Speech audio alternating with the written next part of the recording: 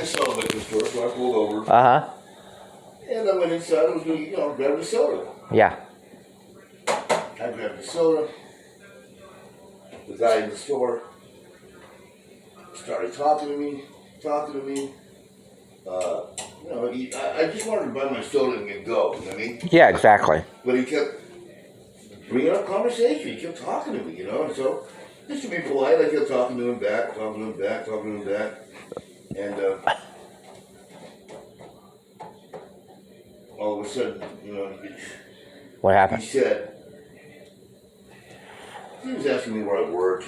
Just general stuff? Where I lived. Yeah. This is basic small talk. And after the small talk was over, he goes, well, is there anything else I can get you? And he put his hands up like this, because there was booze all around me. Okay. Is there anything else I can get you? And I took that as he's willing to sell me alcohol. You know what I mean? Okay. Now, I never was really a drinker. No. But I thought, he's offering me a green light that nobody else will. You know what I mean? So I said, yeah, I could use a bottle of that rum right there, and he grabbed it, paid for it. Okay. He gave, he told me when I bought it. And he told me, if you ever need anything, feel free to come down. I work from blah, blah, blah, blah. He told me his hours. Wow. That he worked. And, let me know. Anytime you need booze, this is the hours I work, come on down. Okay. So I walked out of that liquor store going, wow, I just fucking got me a booze connection, Yeah. Not thinking that he liked me and he was gay. I was not thinking of I that. wasn't thinking that at all. I just thought, God, this guy's cool. He fucking, Yeah. So I started going back, mainly for my friends, because once I told my friends in the suburbs that I had a booze connect, Yeah. they started placing orders, but they wouldn't go with me because where I worked and where I lived were miles and miles apart. Okay. So they told me, hey, Cruz, when you go to work, what time are you getting off? I'd say, 8 or 9, whatever.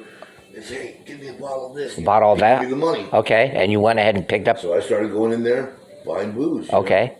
But I knew that I couldn't go in just like a customer. I always used to pull up and wait till I'd see that nobody was in there. Oh, okay, and then you would. Then I'd go in there alone. Okay. Because I felt like she might get in trouble selling if a customer was there and they saw me walk in. Okay. I was young. You know what I mean? Okay. And so I'd wait, and he told me that. He told me, hey, I want to let you know I appreciate you coming in After. when there's no customers. Yeah. He told me, And then he told me, I remember him telling me that he got robbed one time. Because it was in, Capitol Hill was also kind of in a rough area too, kind of like the Hillcrest is. Hillcrest had a lot of homeless people. Okay. Capitol Hill was right in downtown. Right in the midst. So yeah, there was the gay population, but there was also, homeless people. Homeless people and regular Black people. neighborhood wasn't too far away. Okay. And he told me he got robbed and got shot. And I said, really? Because I didn't go a lot to him. I'd go every couple of weeks. Yeah, just to But I wasn't going every day. No. Booze, No. I was going, I'd see him, then I'd Occasionally. go there for a couple of weeks, and Yeah. I'd come back. And he told me since the last time I saw him that he got shot in the arm, and he showed me. I got shot in the arm. He goes, now I'm ready. And he looked it up. He had a gun. A gun. He was ready. He Okay. said, they're not going to do that again. Okay. That will not happen again. He told me, I will fucking shoot. I will kill the next person who tried to kill me like that. And I don't blame him. Right. Self-defense. And then he told me, I'm throwing a party this coming Friday. Do you want to come? So would you? I said, what kind of party are you throwing? And he said, just to get together. Friends like you. I got other friends who come, You're welcome to come. Bring your girlfriend, your boyfriend, your buddies, or your girlfriend, whatever you want. He's fine. Okay. And at that point, I realized, because I worked at Capitol Hill and he was gay, I realized he must like me. So I took my girlfriend to his house. Oh, okay. Cool. And there were girls there. Good. There were young girls there. There were guys there. There were A mixture of everybody. Mixture of everybody. But I realized when I went to the party, I started seeing boys kissing boys. You know what I mean? Young boys like me kissing other boys. You know what I mean? And there was girls kissing guys. Okay. But there was girls kissing girls. Oh, I mean, it was so very so open. there was everybody kissing everybody. Yeah, there was a little bit of everybody there. You know? Okay. Which I worked with those people, so I was cool with it. My girlfriend was a little bit shocked seeing it. She was? Wow. Yeah, because she just drove in suburbia. Okay. But I had seen it at my job, so it didn't bother me that much, really. And I never, like when I showed up, you know, he saw me, he said, hey, right on, he gave me a hug. Just you know, yeah. And he was happy that I showed up. But I never got sexual with him. Right. But there was a guy at work that was Indian, Apache Indian. Apache Indian? Yeah, and I was 15, 16. He invited me over to his condo. He said he had a swimming pool in his condo. He said I got pool tables. Wow. He said he had a lot of indemnity. You know what I mean? A lot of extra shit in his place that I didn't have.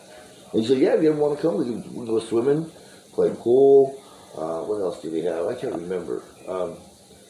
You can come over and leisurely. He had games, you know. The pool table had a racket, you know, like where you play tennis in the water. So we played that. I went there, and when we went back upstairs, he went in the other room, and I was in the front room drying up. You know, he let me get some shorts, and when he came out, he was butt naked. He came out butt naked. Oh wow! And what? He dropped my shorts. I guess my dick was half around. You see, he got hard on. That made me nervous. I was like 15. 16. Yeah. You would. Anyone would be nervous. He went out of the front room and in the other room, and I fucking grabbed my clothes and my shoes, and I left. Took off. And right. When I took off, I fucking opened the door and took off. I was like naked when I walked out of his room, so I got dressed real quick, and I ran to the fucking elevator. The elevator hit the elevator because he went up high. Okay. And it wasn't coming down fast enough, so I didn't have my shoes on, but I had my shirt and my pants, and I fucking started running down the stairs. Okay. Running down the stairs, and then when I got far enough away, then I put the rest of my clothes on, put my shoes on. And you took off? Took off. And then the next time I saw him at work, he acted like nothing ever happened. I mean, he was cool. Okay. He didn't say, hey, you took off. Or nothing. He didn't bring it up at all. He just acted normal. He acted like it was all good, no problem. Right. You know? And then he invited me over again, and I showed up. And I guess at that point he figured, for him to, you know, he knows what I'm all about, you know, and yet he showed up. I showed up. Okay. So then we did start having sexual, you know. And so you weren't nervous after the second or third time? I realized that he was safe. He wasn't going to hurt me. Right. That was the main thing. You want to make sure nobody was going to hurt you. And looking back at it, I must have been, you know, curious, I guess, because I showed up. I think everybody at that age I knew what he was going to do. Yeah. I knew he was going to do it.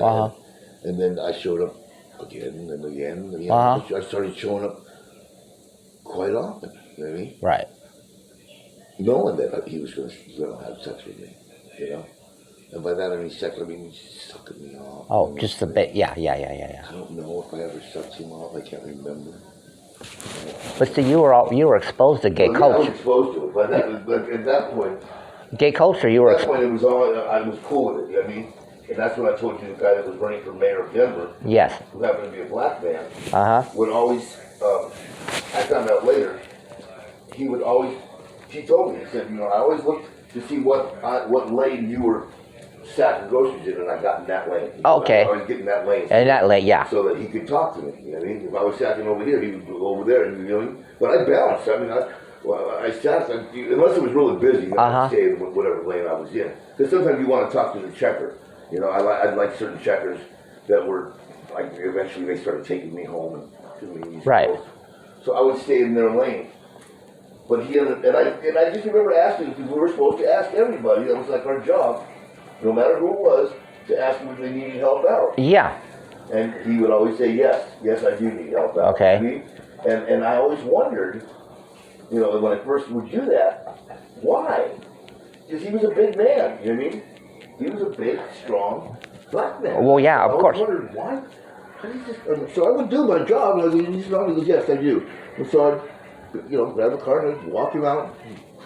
And it was because he wanted to talk to me more. Okay. Oh, okay. Yeah. And then when the first time he said yes, he didn't have the car that Jaguar. He had just a van or something. A regular van. Okay. Yeah, I gave him the groceries in his car, and we talked, and he didn't hit on me. But the second time that he asked for me to help him out, he walked up to his red Jaguar. You know what I mean? I go. I know what that was like. I just walked up. And I go, wow. This is your car? And he goes, yeah. And I was just like, wow. I was just, I couldn't believe it. You know what I mean? Because it was even back then, it was a rare car. A rare, yeah. I mean, there wasn't too many people who walked around with a car like that. I mean? Exactly. And I was just amazed. You know what I mean? And he saw the look in my eye. I was just like, wow, oh my God, this is your fucking car? Wow. And I was just mesmerized by it because it was shit. You know what I mean? Yeah. It was shit. I mean, that car, everybody would have loved to have that car. You know what I mean? It was just so cool. I mean, there are Jaguars, but that. But that was that particular Jaguar. The year you wanted, yeah. If you wanted a Jaguar, that's the year you wanted. It was all engine and 2 seats. You know what I mean? Faster than fuck. And I was just mesmerized by it. I was just like, holy shit. Wow.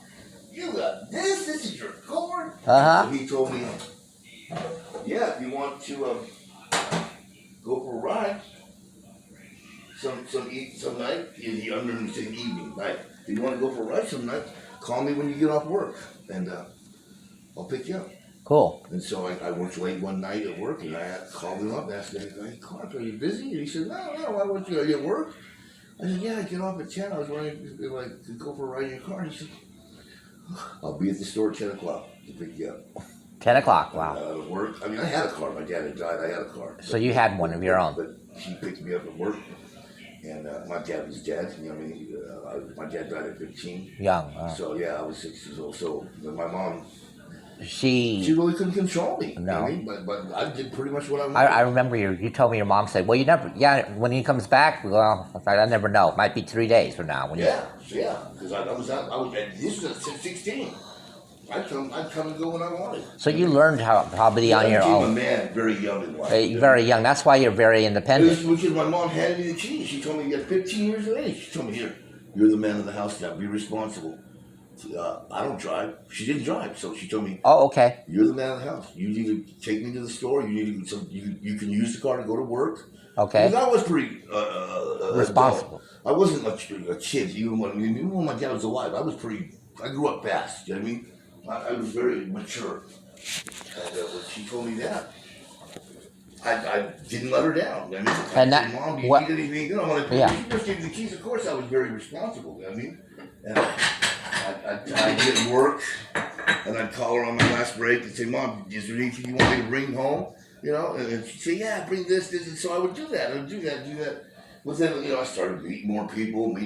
Right. Because you were able to get around. You had your own car. Before you know it, I was coming home later and later, Yeah, of course. And because I was staying out late, I would sleep late. I wouldn't go to school. I just didn't go to school. I just started...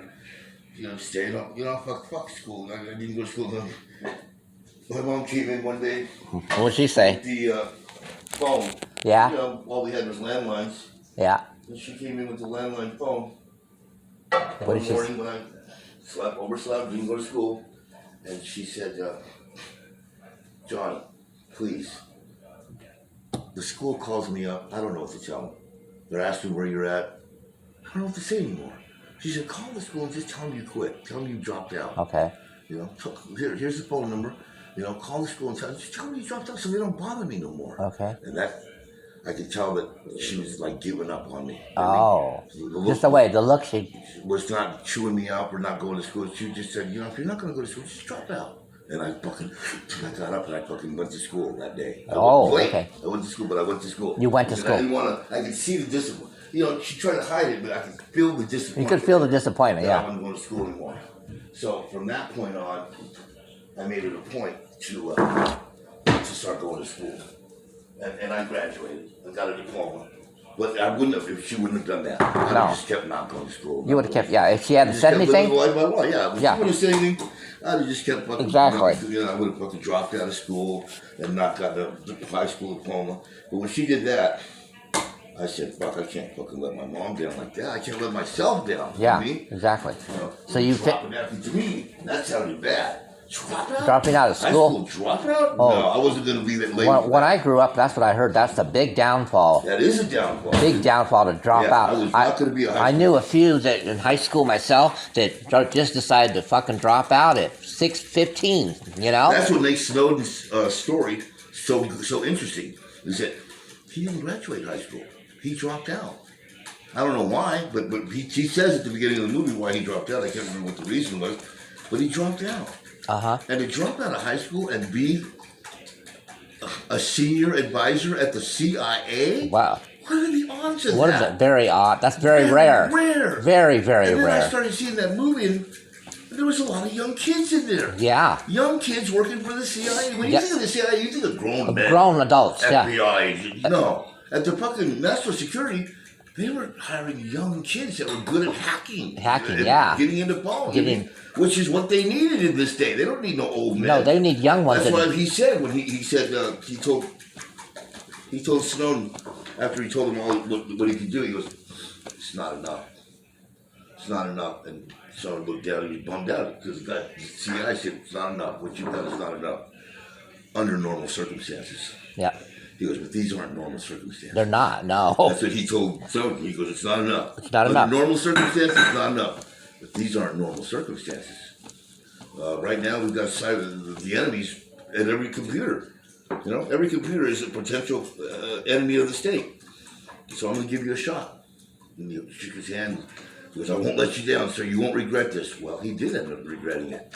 Because 9 years later, he walked away from the CIA and blew the whistle. And blew the whistle, yeah. And it shows a man watching TV when Snowden comes on, blowing the whistle, and he's the one that hired him, and he just watched TV and he sits back in his chair. You don't want to leave that chair. He just sat back and realized his boss is going to come down on him. It's on him, yeah. Because you brought him into When the you CIA. whistled, then And look. now we're all getting fucking Everyone's shit. going to get shit. And he knew that. When he laid back and watched on TV Snowden blowing the whistle, he realized the look on his face was, they're going to come down on me.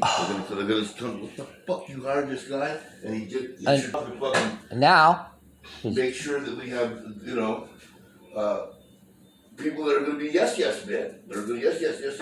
And this guy took secrets. He basically took secrets out of the CIA building where they used to watch him. Remember, they yes. go through the screen. We go through the screen and look at them. And went and told them the world. The whole entire world, So everything. he knew he was going to get shit. Yeah. He knew. It was coming down. It was coming down. Shit rolls downhill. Well, look what happened with my case. It went That's from all the way from the top to Michelle Tarbert all the way down. That's right. The minute it went to the. Shit rolls downhill. So now I know what you meant when you said how did you word it? When my case, I said, "John, I had no idea that you had the impact that you had on what you did affected people's lives. just filing a complaint. The man did what they had done was wrong. You know what I mean? Of course, but all I did was file a complaint. That's right. But your complaint affected from the very top, from Michelle. Is that her name? Yes, Michelle. From Michelle down. All the way down. Because ultimately she's going to have to answer for the actions that her employees. Yeah, because she had her lawyer there. That's right. And now, what people she hired did to you, she's got to answer to the courts. Yep. Because the courts are going to say, "Well, who hired these two people that probably did this to them?" Well, Michelle did. Yes. So now she has to go to court. She has to go to court, yeah. And fucking believe me, when she went to court and got shit for what they did to you, she wasn't about to let them go. No. No, and she never spoke undisciplined. She fucking went to them and said, "Look, you're fired. I don't want you here. Ouch. You cost us. What you guys did was wrong. It was proven in court it was wrong. I hired you, so you're out of here." You're out of here, yep. And that's why they came on to you. "Oh, this is my last day." Yeah, that's your You're done. Your last day, yeah, because she testified of me positively. She said, "John is a very bright person." Right. She and wasn't going to fucking talk. She realized, fuck, I'm in a fucking pickle here. And if I join these guys against it, it's gonna hit me hard. So she fucking, John's a good employee, John, you know what I mean? Yeah, she did. She pulled herself away from them. She, like License up. like that movie, did you order the Code Red? Yeah, Tom Cruise says, Kendrick ordered the Code Red because that's exactly what you told him to do. And when it went bad, you cut these guys loose. And that's what Michelle did. Yep. When it went bad, she hired them and they fucking did some shit to you that was wrong. And when it went bad, she wasn't going to stand by them. She cut them people loose. No wonder Tim came up to me that day and said, John, with his sunglasses, this is my last day. I want you to know. Right. And he had to go up and talk to you because it was his last day because of you. Because of you, this is my last day. Yeah, because I remember that day he even said, "Oh, John, why did you have to bring all those people watching it? You know, why did you bring Robert? Why did you bring Sue? Why did you bring Bitsy? You had to bring all them, didn't you? The ones that he turned." Because they felt like you. They looked at you and said, "This guy's borderline, reasonable, whatever." They fucking said, "This guy's borderline. We can fucking work. We can fuck him up. We can fuck him up. He ain't gonna do nothing." But they were wrong. You did fucking go to whatever you could. You talked to Missy, you talked to and said what's happening, and they fucking maybe guided you or helped you. And then you should do this, you should do that, whatever. Somebody guided you the right direction, or maybe you, I don't know, maybe you knew. Well, the day I got written up, I called the union hall, left a message, and with a half an hour, Larry Edge called and said, "What's the shit that you got written up for? We're going to go to the labor board." That's right. He knew. He said, "What's all this shit?" He said, "Okay, we're going to I'm calling Jay Smith, the attorney in L.A., and we're going to file." That's right. That was 30 minutes after I left a message. He called. He knew the shit they did to you. That's why he said, "What's this shit?" Because it was shit. He did. They thought they could get away with that. Oh yeah, and so when I met Jay Smith, he said, "Oh, we're gonna have fun here." He had a big smile on his face. Yeah, because he knew. He saw all the papers I had. He knew what they did to you was wrong. Wrong. Big time. And he was even happier when he saw all the papers and documentation I had. He said, "Now that's what I like about an employee, keeping tabs on, the company." Right. And so Michelle cleaned house. If your case wouldn't have been a good case, they would have let you know. They would have let me know, but John, you got to roll it up. You fucked up. You did the wrong thing, but they didn't. Oh no! They said, "What's this shit?" Because I faxed the write up to him before I made the call. Whatever it was done wrong. It was wrong. What they did. But they thought they could get away with it. The company. Yeah, they thought they could get away with it because they thought they had. You should have seen the look on their faces when Michelle testified of me of part of it. She wasn't going to stand by them. They turned red. Yeah, because if she would have stood by them, her job. Who knows what the job? That's right. Who knows what the guy would have done? Oh, you're going to back these fucking bozos up that wrote him up? Well, then you know what? They would have went above her head. They would have went to the board. The board of directors. That's right. Of Chart Memorial. Yes. Said, your CEO here is backing these fucking bozos up, and she might have lost her job. You know what I mean? Yeah. She wasn't going to lose her job, so she cut the ties with them guys. Yeah, those guys were tied to her because she hired, and she snipped. That's what she did, like what Tom Cruise said. And when it went bad, you cut these guys loose. Yeah, and so this judge was great. He said to Michelle Tarver, was there at any time that Mr. Conroy, was he disruptive? Was he rude? No, he was, no, was her answer correct? No. Did you know Mr. Conroy? Yes. Explain. And she said, I've known John Conroy for many years. He's very bright, and he's always been welcome to the employee forums. He is a long-term employee of Grossmont. And she said this. She is all written trans. She said he is a long-term employee of Grossmont Hospital before Sharp took over, and is a Sharp employee. She backed you up. Yeah. She literally fucking backed you up. And you should have seen the look on their faces. Because they didn't want to hear it. They thought she was going to fucking back them up. She did not. She was smart enough to realize they fucked up. And so she cut them guys loose. You know what I mean? So then the judge got hard on my company. He said, Mr. Schaefer, did you, and Jeff Ritz, did you know at any time that John went to these employee forums? Yes. Okay, so what is the problem that, since he was on his break? And they said, well, well, he was disruptive. According to Michelle's testimony, no, he was not disruptive. That's right. She could. she just countered what he tried to use as his reason for being disciplinizing. Well, he was disruptive. That's what we know. According to Michelle, who's your boss, he was not disruptive. Well, and so then he said, according to John's testimony, which is pretty accurate, he spoke in behalf. He said us. So did you know he was active in the doing union activity? Nope. Bob, did you know? Nope. They all said nope. If you did not, why did you get on him for dropping union cards on the floor after he clocked out? Gotcha.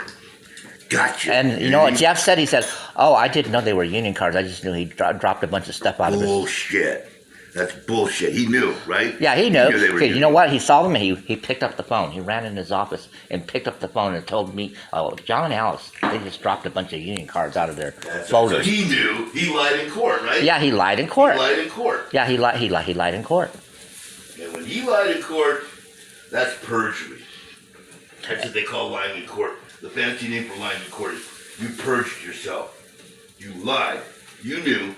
But you said you didn't know. And then he turned around, the judge said, did you not, Jeff, tell John that he was only a Marriott employee and didn't work at the hospital? And he said, oh, I never said that. I just said he's a Marriott employee. Tim Bailey, did you not say, oh, well, you don't work for Grossmont, you work for us? Well, yes, I did, but no buts. That's right, no buts. No buts. No buts. Okay, and then he asked me, Mr. Conroy, did you say that the sharp policies affected Marriott employees? I said, yes. Can you give an example? Yes. Foreign exchange policy, F31, sharp requires all employees, regardless of what department, that we had to speak English. Oh, you said that? Yep, and I showed him the policy. Okay, and the other one said, oh, hold on. How did he get the policy, my boss said? And the judge said, overrule. Meaning, you know. They didn't want to hear your shit. They weren't going to hear their shit, their side.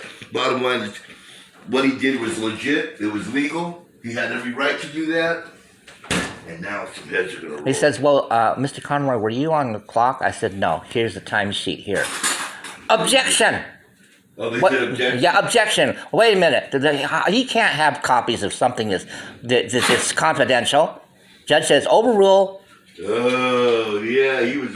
That judge was pro-union. He said, would you proceed, Mr. Conroy, explain how you got that timesheet? I said, I actually asked for a copy of it, so it was printed out for me. The secretary gave me a copy of that. Oh, was it? Yeah. Is that what happened? That's how I got the copy. Boom, that just killed his... Because what they would want to whitewash it. If they hadn't given me the copy, they would have whitewashed it and said, no, he was on the clock. I knew their little dirty tricks, so that's why I asked for a copy. The time I was clocked out for 35 minutes when I was at that open forum. And the judge said, well, because he was on his own time, he's not violating any company policy. That's right. According to the National Labor Board Relations Act, they have a right to speak in behalf of other people. Damn. Well, Jeff said, we didn't know he was involved.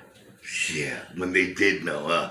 They did know you were trying to give union action. They tried to stop it illegally by fucking writing you up. Oh, and I'm wondering why they had Robert's records right next to mine. They had all his records out because he was terminated, for union activity, but yet they had all his records out and all that. They even asked me, were you disciplined in any way after Robert was? I said, yes, I was. Can you tell me? I said, yes. I told him, yes, I was written up for taking notes and, all through the line. Objection, the lawyer said in the company. He was disciplined for being rude, writing notes. How is that being rude? It was inappropriate. And then Jeff said, yeah, it was very inappropriate for him to be taking notes. People were intimidated by his taking notes. The judge called Michelle Tarbert. Michelle Tarbert, no, John is always taking notes, and that's, employees have, that's their right to take notes to remember what's being said. That's right. There's nothing wrong with taking notes.